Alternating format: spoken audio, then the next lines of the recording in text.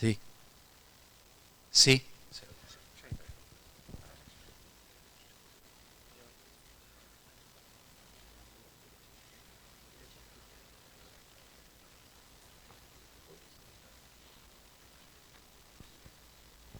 Pues muy buenos días a todos. Perdonad, pero yo necesito moverme, que si no los nervios me pueden. Em, Muchas gracias por la invitación a Sogafi, a Eduardo. Muchísimas gracias, ¿no? Al final, ¿de qué os voy a hablar? Fisioterapia en críticos, se hace ejercicio, hay evidencia. Bueno, todos los fisios estamos siempre vendiendo esto, pero esto en realidad el paciente crítico no tenemos que hacerle nada, hacer un masajito y no moverlo ni nada, ¿no? Podría pensarse de esa forma, pero quizás no sea la forma más adecuada de trabajar. Esto se mueve, ¿no? Nuestros pacientes se mueven, muchas veces están con niveles de carga al 100% de su capacidad, ¿no? Son pacientes que están conectados al ventilador y aún así trabajan, ¿no? Tenemos un papel importante ahí. ¿Por qué? Porque la prevención del... ¿Se me escucha bien? Con esto, sí, es que me suena raro. El síndrome post-cuidados intensivos debe de ser nuestra pelea, o el síndrome post-estancia en una unidad de críticos debe de ser nuestra pelea. A ver si esto se lo señala. Si entre un 25 o un 55% de los supervivientes a una unidad de críticos pues van a desarrollar este síndrome, ¿no? El síndrome post-cuidados intensivos. Movilidad limitada, caídas frecuentes, tetraparesia. Publicación del 2018, pre-COVID. ¿Por qué es importante que movilicemos a estos pacientes? La evidencia es más que clara, está por todos los lados, pero siempre tenemos que justificarnos. Al final solo existimos si nos justificamos y si decimos que somos coste efectivos, ¿no? Pero fijaros, estos pacientes, la vuelta al trabajo es bastante limitada, ¿no? Si os fijáis, a los 6 meses, pues menos del 70% volvió a su trabajo. Sin embargo, y por eso os traigo aquí esta publicación, no solo de UCI, ¿no? Pero los programas post-UCI, post-cuidados intensivos o post-reanimación, depende de la estructura, porque sabéis que es un medio que se mezcla bastante, pues un programa de entrenamiento de 5 semanas pues hizo con que la tasa de retorno al trabajo fuera de un 88%. Ya no os estoy justificando diciendo si somos coste efectivos, si valemos para algo, ¿no?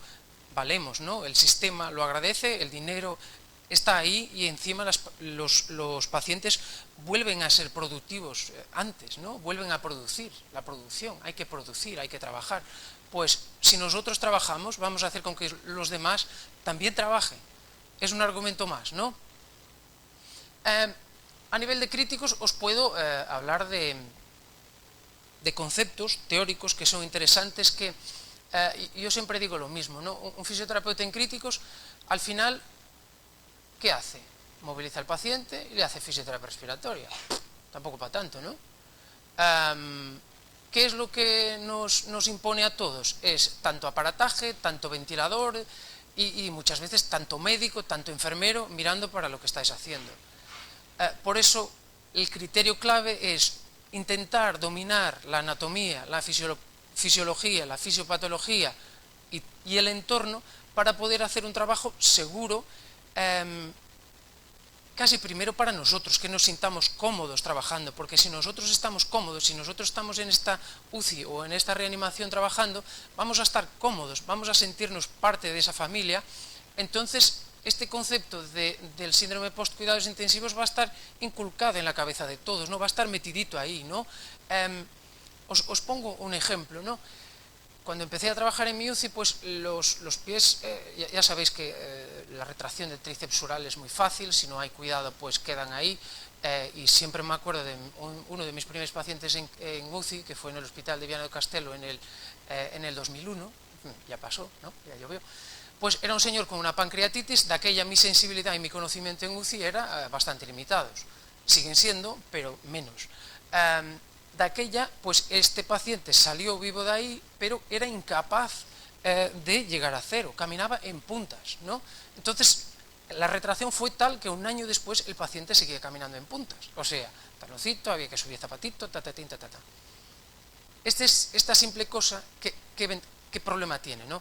Si nosotros estamos en la UCI, podemos venir de listos e intentar imponer al auxiliar, a la enfermera o al médico, oye, esto no puede ser, esto es un error.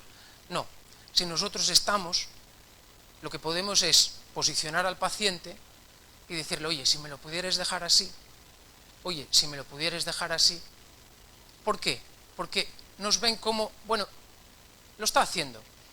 Y poco a poco lo vais justificando a uno, a otro, a otro, a otro, y unos años después viene el auxiliar y os dice, Ricardo, ya lo dejé como a ti te gusta. No, es el trabajo de resistencia y es lo bonito de estar, de pertenecer. Por eso no solo os vengo a vender la movilización de estos pacientes, pero también la necesidad de que estemos, de que sepamos mucho para poder aportar más. Y tiene todo que ver con esta diapositiva, ¿no? La sepsis, los factores metabólicos, el fallo respiratorio agudo, la ventilación mecánica, que al final siempre la consideramos un gran enemigo, pero en realidad si sabemos bastante de esto, si sabemos un poquito de esto, la podemos utilizar como una herramienta para la fisioterapia, es espectacular, de potenciación de musculatura, de medir parámetros, de medir un pico de tos, de medir una capacidad inspiratoria. Esto es trabajo que tenemos pendiente los fisios, por eso tenemos que estar, por eso los fisios que estamos tratando a estos pacientes tenemos que dominar la ventilación mecánica. Y esta polineuromiopatía del enfermo crítico pues empieza ya desde el principio, ¿no? Los agentes farmacológicos, ya Aster habló, por ejemplo, de los corticoides, que todo ese efecto que tienen a nivel de la musculatura. Pero al final hay dos mecanismos principales que van a llevar a la debilidad muscular, ¿no?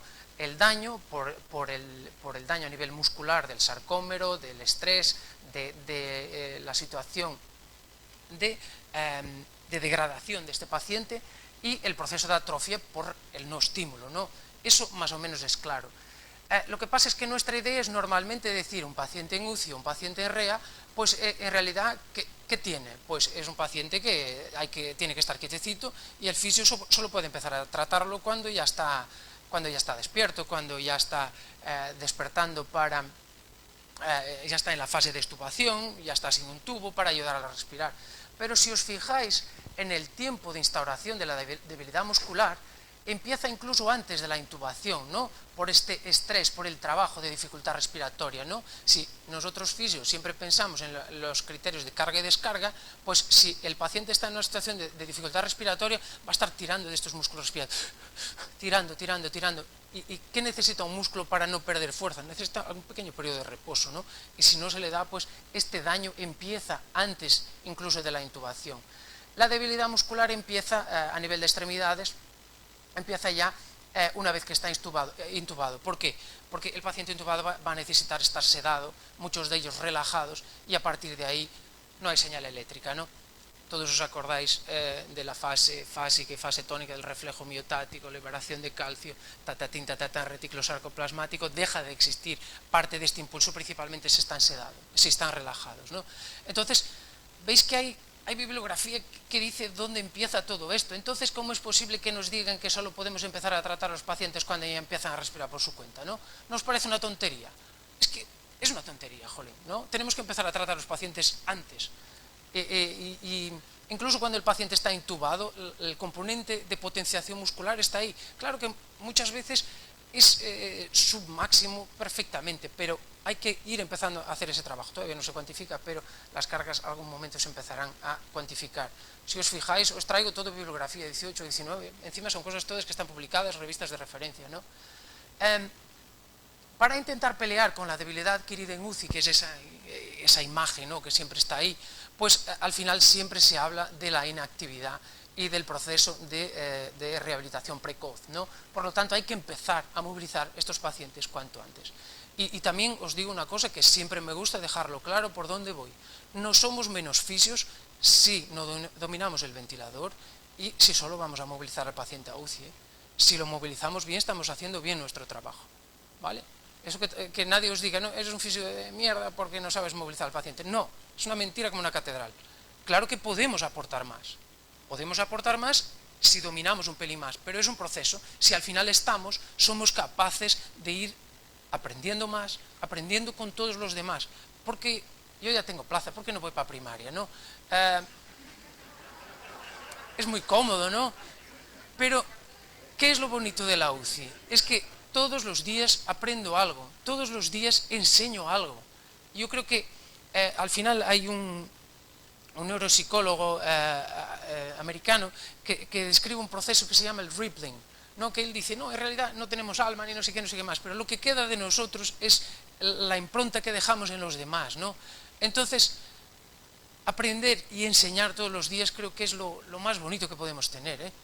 Y esto es fisioterapia, fijaros. En estos pacientes críticos también es muy importante identificar cuál es nuestro target, ¿no? Cuál es el paciente donde debemos insistir más. Siempre pensamos, yo antes, y os confieso, ¿no? Antes tenía una burrada y perdonadme, pero era el paciente de UCI hay que tratarlo aunque sea para entrar mejor en el ataúd. Es una burrada como mundo, ya lo sé. Claro que los años que me pusieron en mi sitio. No es así.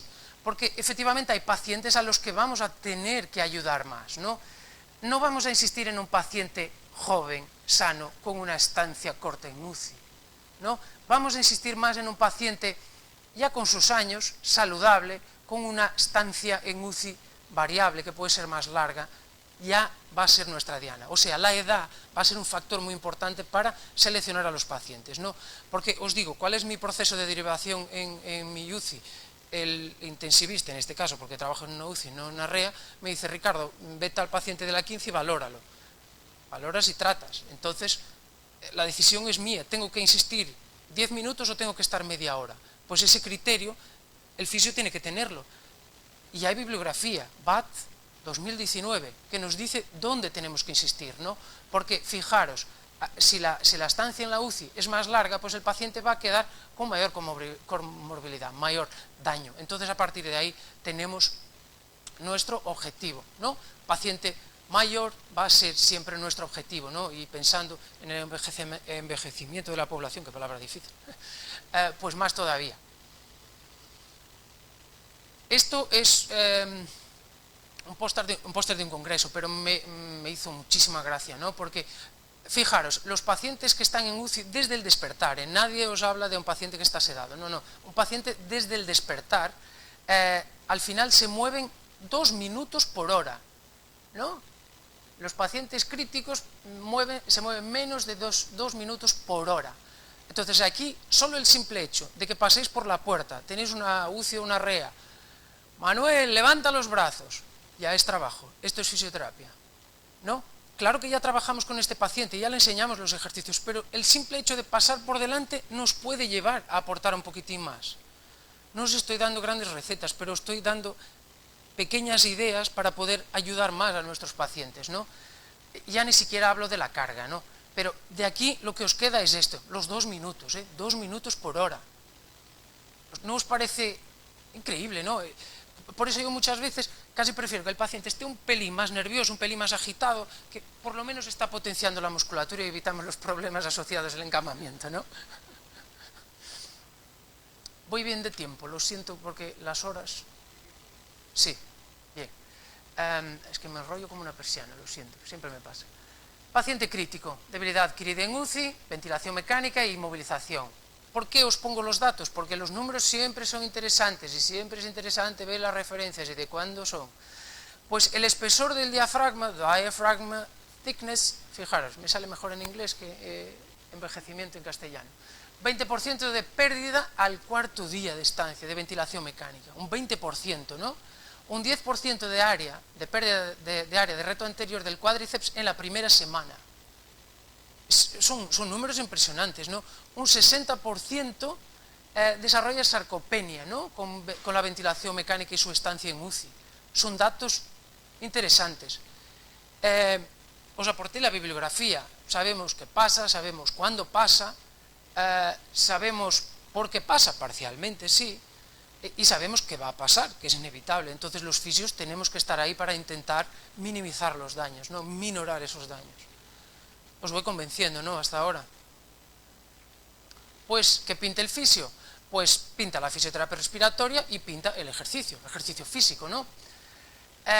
¿Y el ejercicio para qué sirve? Pues a mí también siempre me gusta cuantificar cuánta pasta valemos, ¿no? Pues ya en el 2011 la Canadian Physiotherapy Association saca un documento que dice cuál es el valor de la fisioterapia y se atreven a cuantificarlo. Nada de fisioterapia respiratoria, solo fisioterapia motora. Un protocolo de movilidad liderado por un fisioterapeuta en UCI disminuye la length of stay, o sea, la estancia, en 1,7 días. Ostras, si cobramos 1.500 euros al mes, está pagado, ¿no? Esto está pagado. Y aún así no somos capaces de convencer a los gestores, pero está pagado. Y dices, va, pero esto es viejo, ¿no? Entonces os pongo esto, que es una revisión sistemática con meta-análisis de RCTs, ¿no? De ensayos clínicos aleatorizados. Esto es el Holy Grail, ¿no? El Santo Grial. Ostras, y es de ahora, del 2020. ¿Y qué dice? Dice lo mismo que decían los canadienses en el 2011. Bueno, los pone un poco en su sitio y a todos nosotros. Que, fijaros, las intervenciones son solo de movilización, 43 ensayos clínicos aleatorizados, 9 de cycling, de bici, 14 de electroestimulación y 20 de rehabilitación protocolizada, movilización de toda la vida de nuestro Señor, ¿no?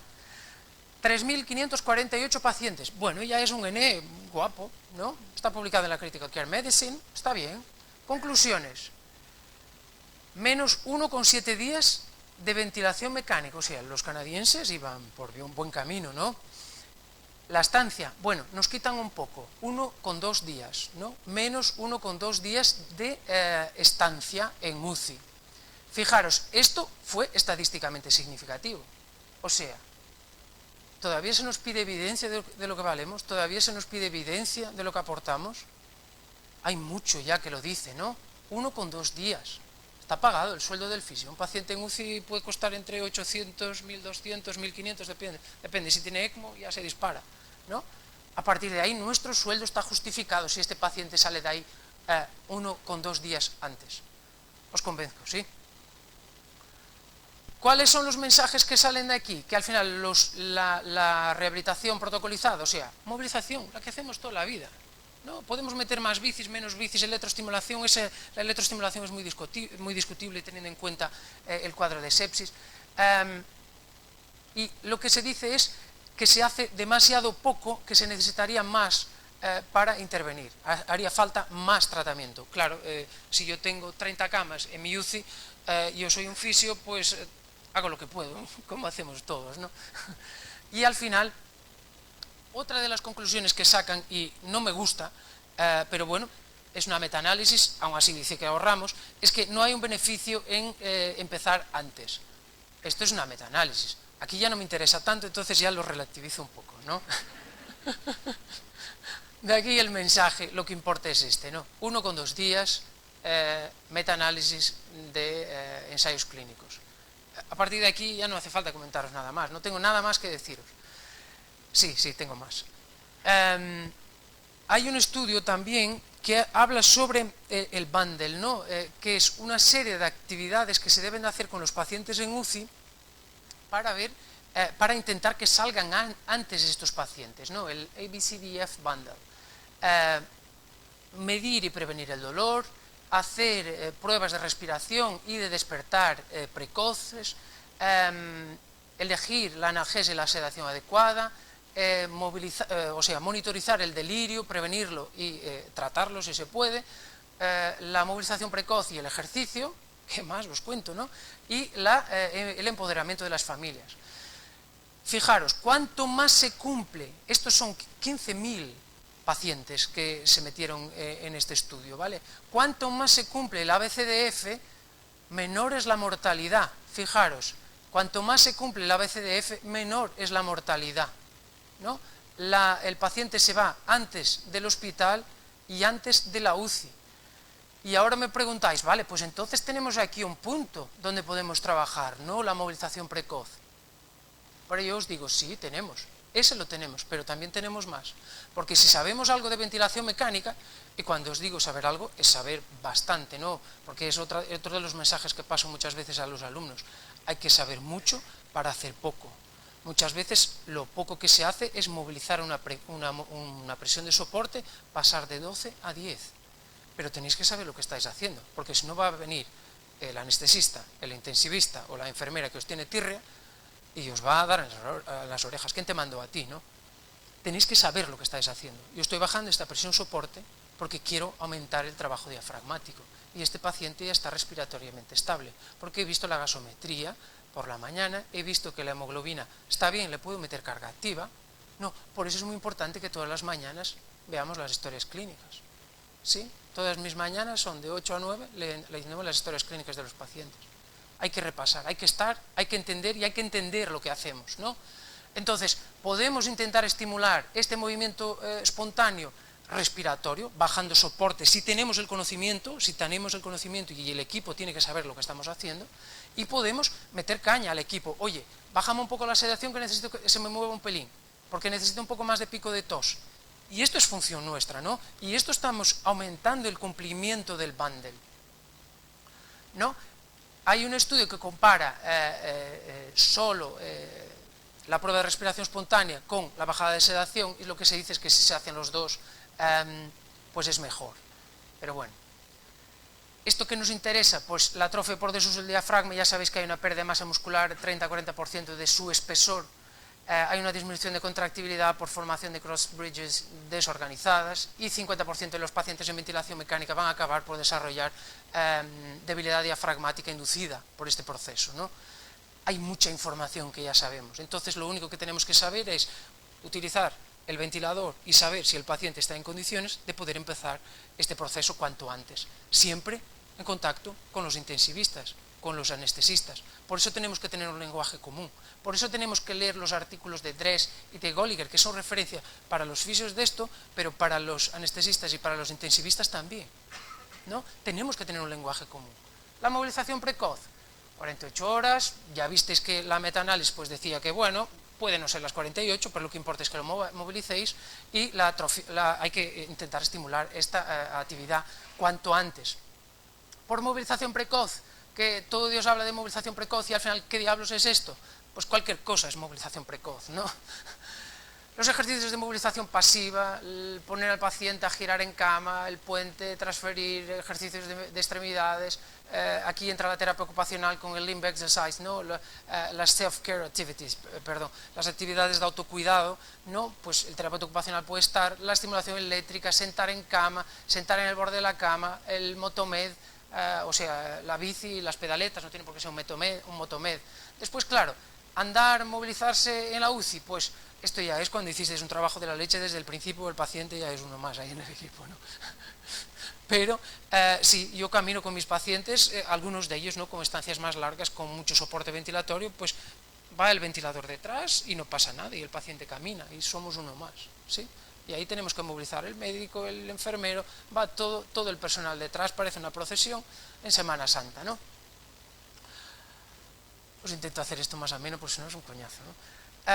Tenéis distintos protocolos, hay distintos niveles, si estáis en UCI ya los vais a leer, ¿para qué os voy a contar? Hay uno, este es de Miranda del 2016, pero los tenéis ahora publicados de la Sociedad Española de Medicina Intensiva y de Enfermería, publicaron un protocolo de movilización precoz. Pero lo que importa es que si el paciente está sedado, pues lo movilizáis pasivamente, en cuanto empieza a despertar vais buscando actividad y lo que importa es intentar lograr esa actividad cuanto antes. Entonces negociáis con el equipo, oye, bájame un poco sedación para ver si se me mueve un poco, a veces os arrea un poco, pero está bien. Un paciente con mala uva normalmente desarrolla menos atrofia muscular. Esto es un estudio en shock en que lo que se dice es que hicieron hicieron biopsia y lo que vieron es que efectivamente se mantenía o incluso aumentaba la sección transversal.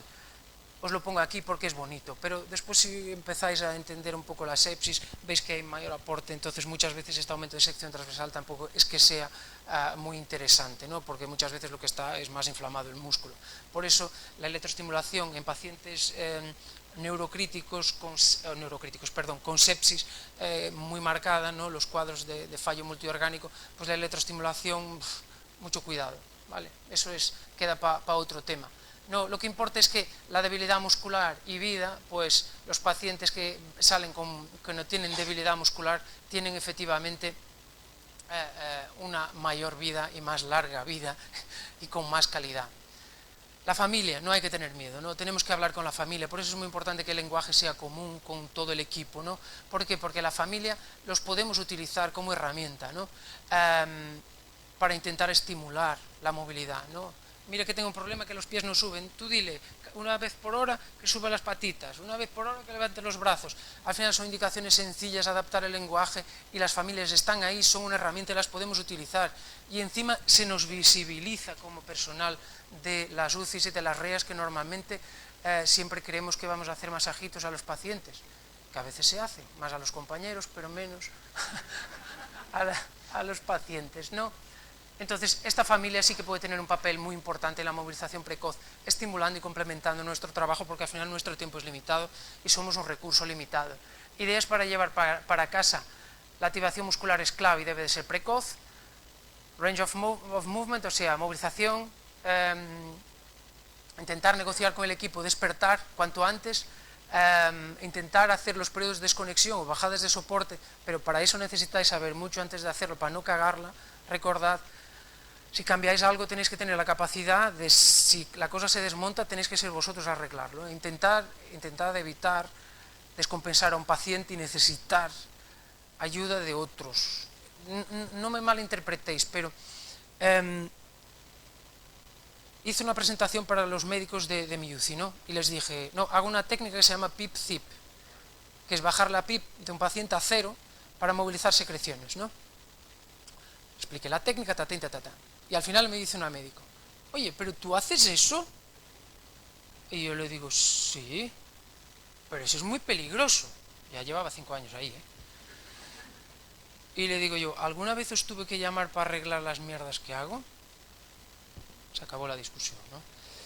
Pero lo que importa es que, claro que muchas veces hay un desconocimiento por parte del personal de lo que hacemos. También es culpa nuestra, en este caso es culpa mía, porque no fui a explicarle a la médico antes de haberlo hecho. Claro que si lo explico, igual me dice que no lo haga.